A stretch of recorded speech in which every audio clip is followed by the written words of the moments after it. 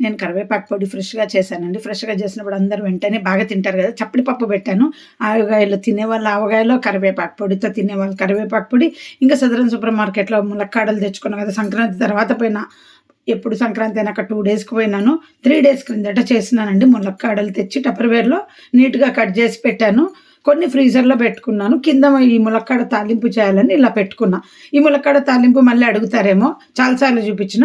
చింతపండు, ఉప్పు, పసుపు వేసి కొంచెం ఉడకబెట్టి తీయాలి. ముక్క మెత్తబడ్డ తర్వాత, అది చల్లారిన తర్వాత, వాటర్ అంతా పోయిన తర్వాత పోపేసి జీలకర్ర, ఆవాలు, కరివేపాకు, ములక్కాడ ఒక్క 2 మినిట్స్ కలిపేసి నా కారం పప్పుల పొడి ఉంది కదా!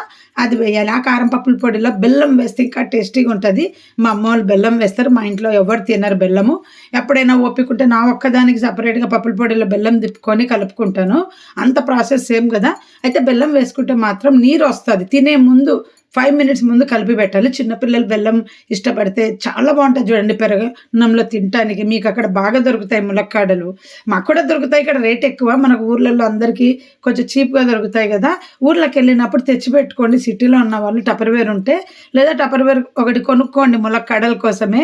చక్కగా కట్ చేసి పెట్టుకుంటే 15 రోజులైనా మీకు పాడవ్వదు. ఫ్రిడ్జ్‌లోనే చెప్తున్నా నేను, ఫ్రీజర్‌లో చెప్పట్లే. ఫ్రీజర్‌లో గూడా స్టోర్ చేసుకోవచ్చు. ఇన్ని రకాలు ఎందుకు చేశానంటే, పగులు వంట ఏం చేయకపోతే రాత్రి బాగా చేస్తా. రాత్రి బాగా చేశానంటే పగులు చేయను. ఇదనమాట. సో, ఎవరికి ఏది కావాలో వాళ్ళు తినేసారు. ములక్కాడలు ఇంకో 2, 3 మిగిలితే ఫ్రిడ్జ్‌లో పెట్టేసాను టపర్‌వేర్‌లో.